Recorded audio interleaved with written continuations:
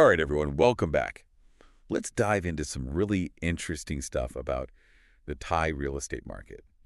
Phuket and Samui. Yeah, We've been getting a lot of questions about that, right. and we found some fascinating analysis from Ocean Worldwide Phuket Real Estate.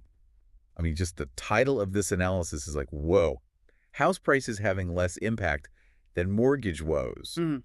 And we thought, okay, we got to unpack this. Yeah, it sounds a little scary, It but does sound a little intimidating, right? shit. For people interested in this market. It's really interesting what's going on. I mean, you got to remember Thailand's housing market, especially in these like really desirable places like Phuket and Samui. Yeah. It's not like it's, on an island, metaphorical island. Right. It's not a bubble. Yeah. Global stuff affects it. Oh, absolutely. And this analysis really points to that. I mean, they're talking about like the war, what's going on in Europe, how that's impacting oil prices.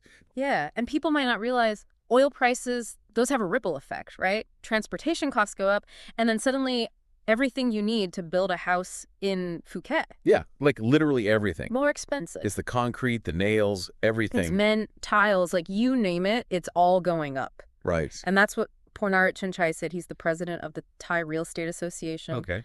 He was saying, look, this is one of the main reasons we're seeing these building expenses just go through the roof. Like a domino effect, basically. Pretty much. And then on top of that, you've got labor costs going up too. Yeah.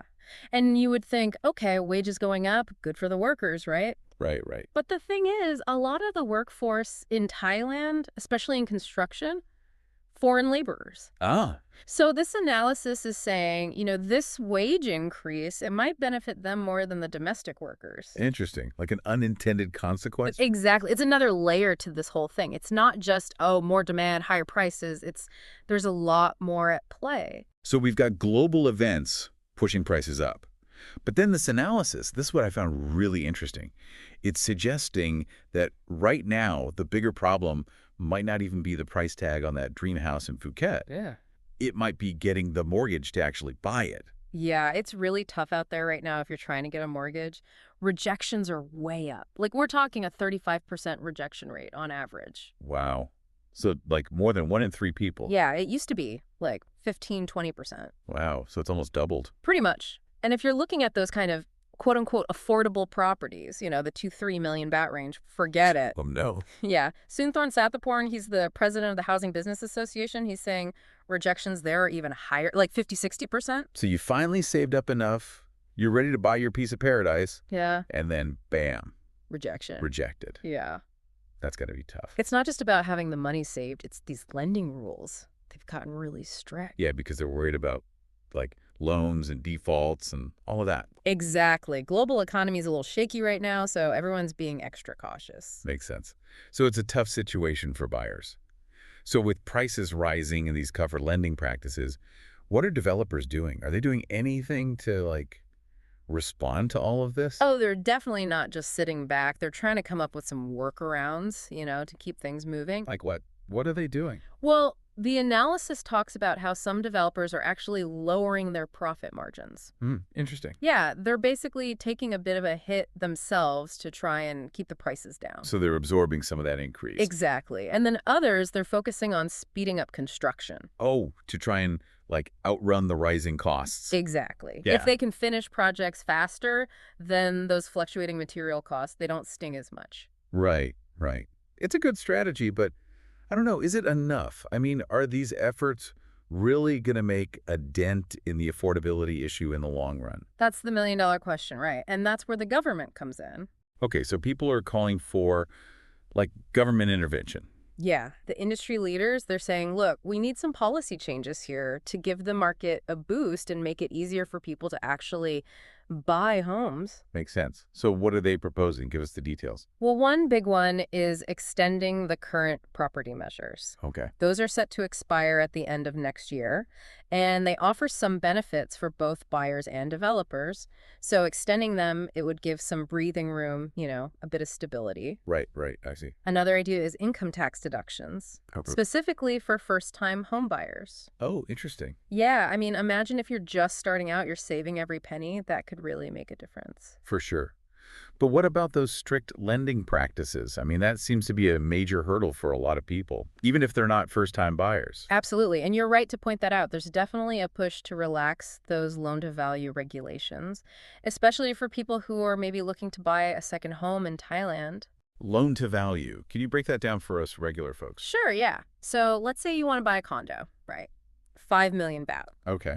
The loan-to-value ratio, it basically tells you how much of that the bank will actually lend you. Okay. So if the ratio is 80%, you need 20% down, which in this case would be 1 million baht, Okay. and then the bank finances the rest, the 80%. I see. So easing those regulations, it could mean, smaller down payments, easier to qualify for a mortgage. Right, right. It's all about finding that balance, isn't it? Yeah.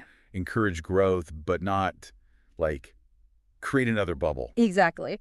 Prasert Taiduleya, he's the president of the Thai Condominium Association. He said something interesting. Okay.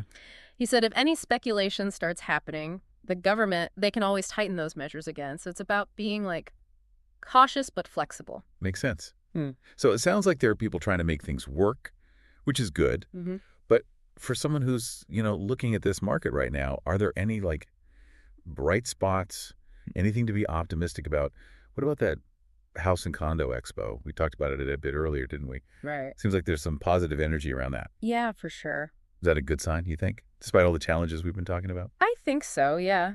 I mean, for both buyers and sellers, it's like a beacon of hope, Okay. It's happening at the end of this month, October 31st to November 3rd, Okay. at the Queen's Sirikit National Convention Center.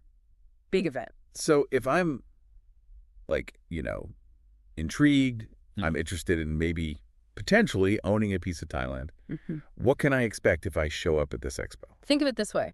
It's like a huge gathering. Everyone's there. Okay. Developers, real estate agents, potential buyers, all in one place. Goal is to get those sales happening, Inject some life back into the market. They're trying to make some moves there? Oh, yeah. Their target. To sell at least 1,000 units during the expo. Wow. That's over 4.5 billion baht in sales. That's ambitious. It is, and that's not even all of it. They're projecting another 10 billion baht in sales in the months after the expo. So there's definitely still interest then. People are still looking at Thailand. They're still looking at Phuket and Samui. There is, and I think it shows that even with these global challenges, even with the economic uncertainties, there's a belief that this market, it's going to bounce back. It's resilient. Exactly. Listening to all of this, it strikes me that the Thai real estate market, it's not for the, the faint of heart. No, it's not. It's a roller coaster. It definitely has its ups and downs, and it's not as simple as just, oh, that beach looks beautiful, I think I'll buy a house there. You got to be informed. Right. You got to know what you're getting into. Exactly. Understand the market, the lending situation, the legal stuff, all of it. Do your homework. Yes, knowledge is power, especially in this market. So if someone's out there, they've been bitten by the Thailand bug, they're dreaming of that little slice of paradise, what's the one thing you would tell them before they do anything else? I'd say don't just get swept up in the excitement. Yeah, the beaches are amazing, the lifestyle is great, but make sure you're going in with your eyes wide open. Do your research, understand the risks, and then if it still feels right, go for it. Absolutely. And you know what? For anyone listening who wants to learn more, Ocean Worldwide's website, it's a goldmine of information. It really is. All about the Thai real estate market. Trends, analyses, legal guides, investment tips, the works. So if you're serious about making those Thailand dreams a reality, go check it out. All right, everyone, that's it for this deep dive. Until next time, happy exploring.